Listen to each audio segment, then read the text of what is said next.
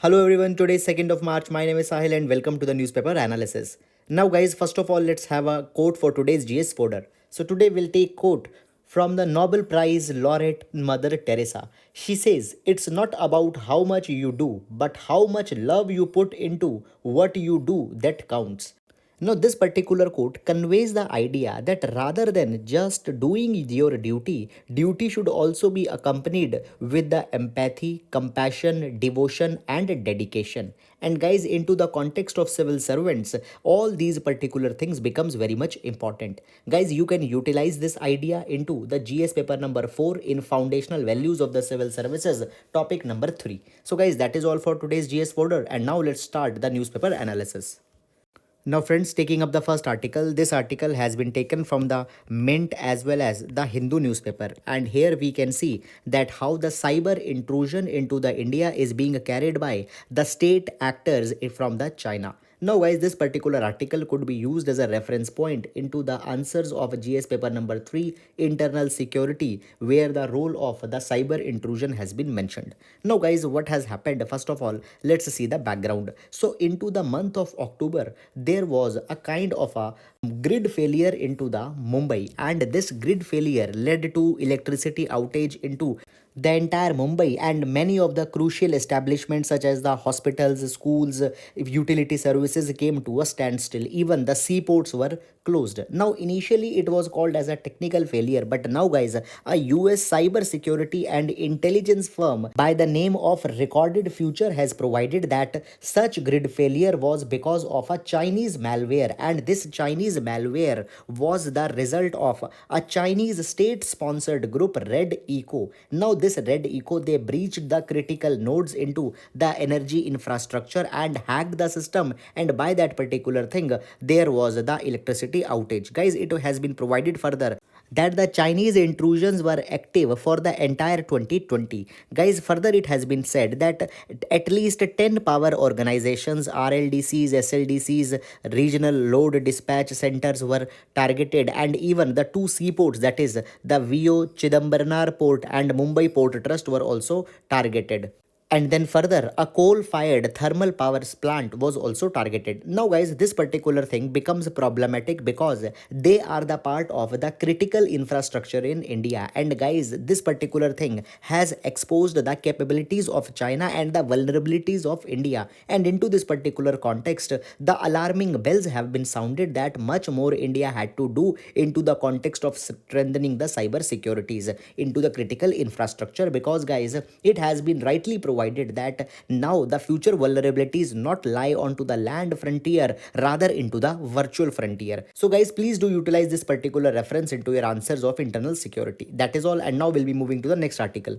Now, friends, these articles have been taken from the Mint as well as the Hindu newspaper, and it talks about the increasing biasness towards the women. Now, see, when we talk about the economic growth in India, the women labor force participation rate has been very much low, and even not a quarter of women are participating into the economic activity. Now guys, it has been said that India is passing through a golden window, that is the window where we will be reaping the demographic dividend. Our young population is so much that we can employ them meaningfully and can gain the economic output. But if one of the gender, women, will not be coming into the workforce, then guys, the demographic dividend window will not be completely be reaped up. So therefore, the women needed to be provided the good workplace. But guys, according to recent survey, that is the Opportunity Index 2021, which has been released by LinkedIn, it has been said that huge biasness prevails in India.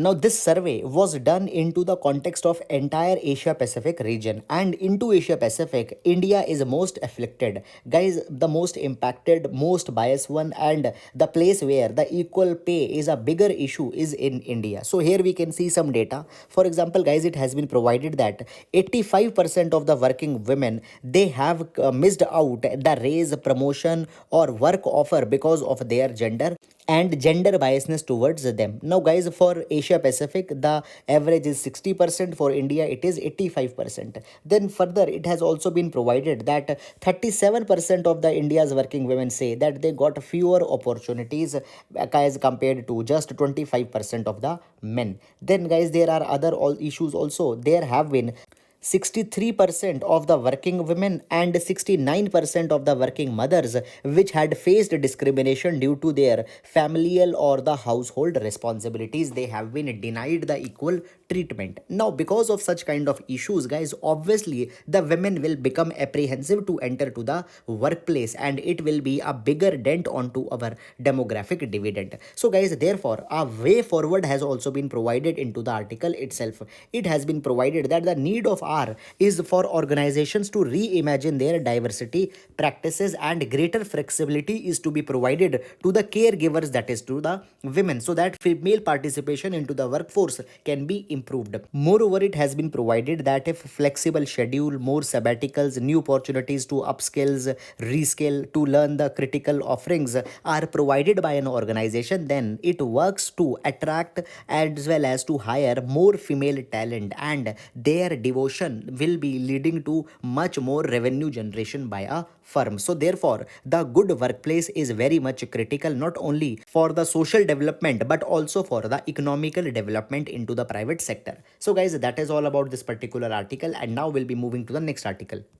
Now, this article has been taken from the Mint newspaper, and it talks about a recent World Bank plan with respect to improving the renewable energy in India. Now, before going into this particular article, we will be seeing some of the background. See, guys, India had taken a pledge that we will be developing the renewable energy. So, therefore, 175 gigawatt of renewable energy by 2022 to be developed. Now, out of this 175 gigawatt, 100 gigawatt was to be developed by the solar. And guys, into this particular context, India had taken many of the initiatives also. For example, International Solar Alliance has been signed and many such kind of things. Now guys, out of this 100 gigawatt of entire solar sector, 40 gigawatt dedicatedly was to be derived from the rooftop solar plants that will be established onto the households, factories, big industrial houses, MSMEs, etc. Now guys, it has actually been seen that out of this 40 gigawatt by 2022, only 4 gigawatt up till now has been added, and this particular growth rate is very much slow, and definitely India will not be able to fulfill its target. And guys, fulfilling all these target is very much critical, because in 2015 India had taken a target into the Paris that 33 to 35% of the emission at the rate of 2005 level will be reduced by India by 2030, and therefore the renewable energy is being developed with such a pace. But guys, one of a component, that is rooftop solar, is lagging behind. So therefore World Bank is planning to provide 100 million guarantee scheme for the solar rooftop projects. Now guys, this guarantee is particularly being provided for the MSME sectors, because many a times it has been said that when MSME wants to install the rooftop solar plant, and when they approach the bank for the loan, bank doesn't give them loan because of their weak financial position, because of the increasing NPAs into the MSME, and such weak financial position has further been aggravated by the impact of the COVID-19. So therefore guys, to curtail that apprehension, 100 million guarantee loan guarantee scheme is being announced by the World Bank. Now this is not the first time that the World Bank is doing such kind of thing. Guys, since 2016 the World Bank is associated with India's green economy finance, and in 2016 $625 million lending program in association with SBI was also launched. And guys, at that point of time also the rooftop solar units were focused. But guys, it has been seen that since 2016 only benefit has been given to the big industrial houses. MSMEs were not adequately covered. So now the entire focus will be onto the MSME sector. Now, as guys, you know that in 2021 the COP26 is going to be held into the Scotland, Glasgow. There will also be one of the bigger agenda will be taken up, that how the green economy financing is to be taken up. That is how the big financial institutions such as the World Bank, etc., can lend money into a way which is more oriented towards the green economy or green recovery. So guys, this example can also be an example of green economy financing. Guys, I hope that you have understood it. Guys, please do utilize this article in GS paper number 3, economy, ecology and sustainable development related questions. So that is all about this article, and now we'll be moving to the next article. Now, guys, this small article has been taken from the Mint newspaper, and it is talking about a general idea which is being propagated nowadays. Now, the entire Africa as well as Southeast Asian governments, they are asking for a vaccine know-how. Now, guys, what is vaccine know-how? You might be knowing that there are some of the pharmaceutical firms which have achieved the breakthrough. For example, guys, there is AstraZeneca, then there is Pfizer, Moderna, etc., which has developed the effective vaccines against the COVID-19. But these vaccines have been protected against the under the patent programs, and therefore the accessibility of such kind of vaccine is not there for the entire world countries, and therefore particularly the poor countries or the underdeveloped countries are having problems into the accessing vaccines. They are completely dependent onto the charity given by the rich countries or by countries such as India. So therefore they want that these pharmaceutical companies should share the vaccine know-how with all the firms so that the development of the vaccine could be expedited and entire humanity can take the benefit out of it. Now, guys, this particular thing could be justified because there is a principle, that is the common goods approach. Now, common goods approach principle pertains to goods such as sunshine, water, oxygen, etc. All these goods are called as common goods because they are crucial for the human survival. It has been provided that all these goods should be provided to all, they should be accessible to all, irrespective of their paying capacity, irrespective of their nationality, because they are the markers for the life. Today, the vaccine has become one of the common good because it is also the marker for the life, and therefore, just because of the paying capacity, some particular countries should not be left out of it. So therefore their pharmaceuticals should be given such vaccine know-how, the technologies, the ingredients, etc., so that they can deploy the vaccine development and entire humanity can be covered under it. However, up to now, the piecemeal approach is being taken up. That is, the agreements country-wise, pharmaceutical developer-wise are being done. But this thing will take a large number of time, and every day the toll is increasing. So therefore, expeditment is also needed. So guys, that is all about this article, and now we'll be moving to the next article. Now, guys, this particular article has been taken from the Hindu newspaper, and it talks about the reviving the Iran deal and why it is vital for the present US administration. Now, guys, first of all, let's see some of the basic information. So, your Iran deal is called as JCPOA, that is the Joint Comprehensive Plan of Action. Now, before going into the further details, first of all, let's understand that what is this JCPOA or the Iran deal.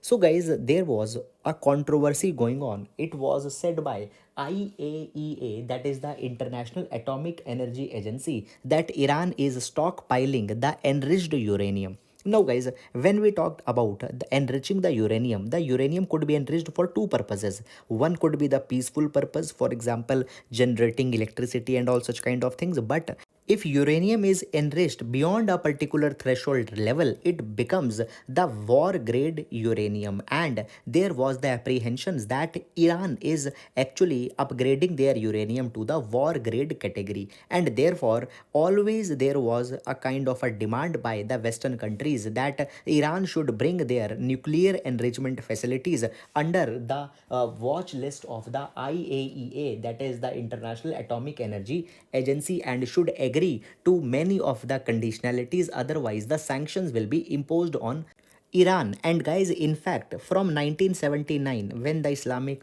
revolution happened into the Iran, since then the relations between the Western world as well as Iran were not going good. Now, guys, what happened in 2015, a breakthrough was achieved where the Joint Comprehensive Plan of Action, this agreement was signed between the Iran and P5 plus 1 countries. Now, these P5 plus 1 are China, France, Germany, Russia, UK, US, and European Union. Iran agreed that they will not upgrade their uranium. They will put their nuclear facilities for the supervision by the IAEA, and in return, the sanctions were to be relaxed. And guys, this JCPOA was called as a diplomatic victory by the Obama administration.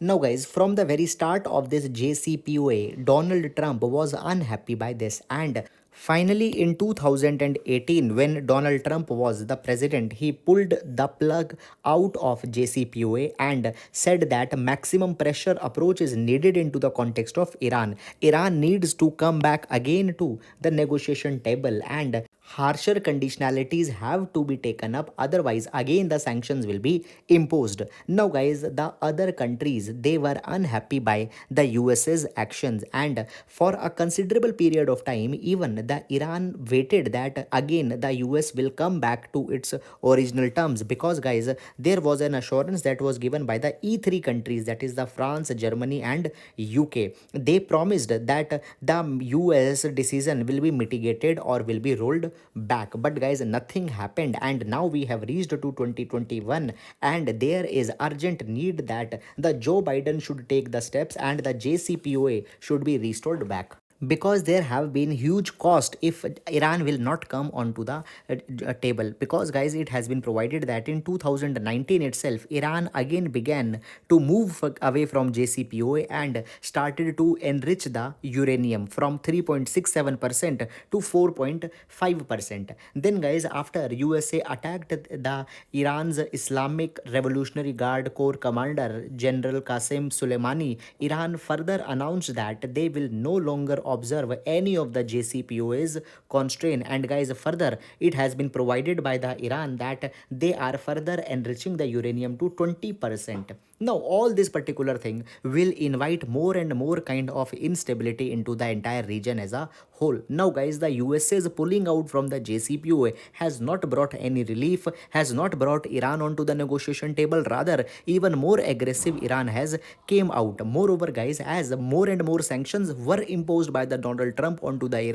Iran's economy contracted very severely, and into the COVID-19 their response was very weak, and ultimately a humanitarian crisis is unfolding out.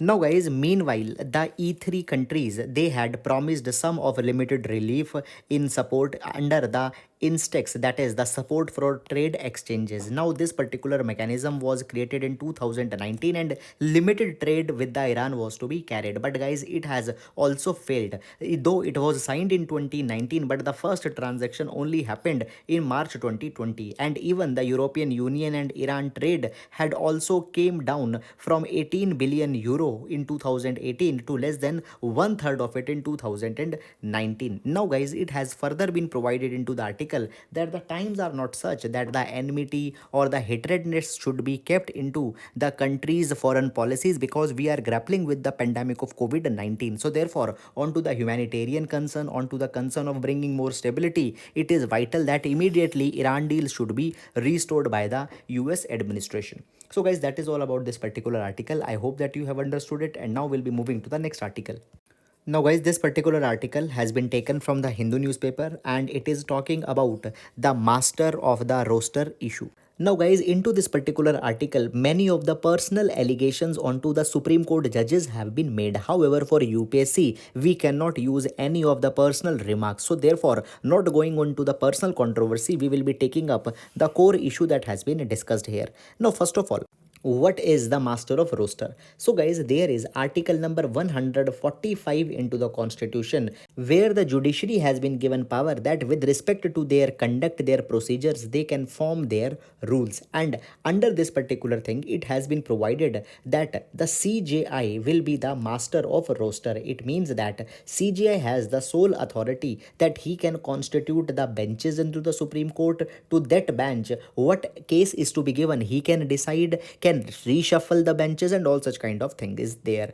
So therefore, master of roster simply means to have the sole authority in deciding which case is to be given to which judge. Now guys, it has always been criticized that giving so much of power to one person constitutes the centralization of authority, and the centralization of authority is bad. Even guys, into the SP Gupta judgment, it was provided that giving the centralization of power is the anathema to the constitutional design, and the same thing is happening into the master of roster issue. Now guys, into the article, the point has been raised that if executive wants to interfere into the judiciary, it just wants that the CGI is the favorable person, because if the CGI will will be favorable person.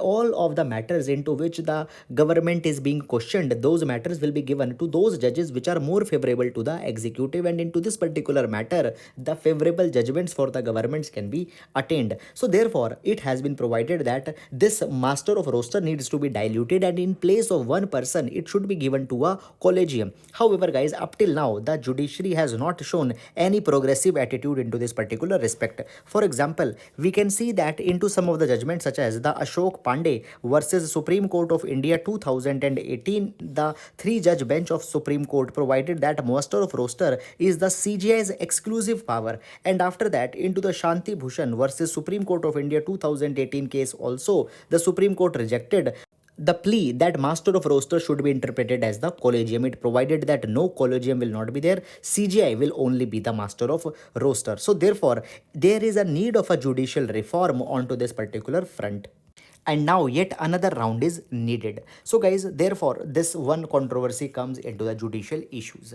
However guys, here the personalistic issue of the Ranjan Gogoi has been mentioned. I will ask you not to go into that particular matter, because such personalistic account related questions are never asked into the UPSC, and even you should refrain in using any kind of names. So that is all. Now we'll be moving to the next article.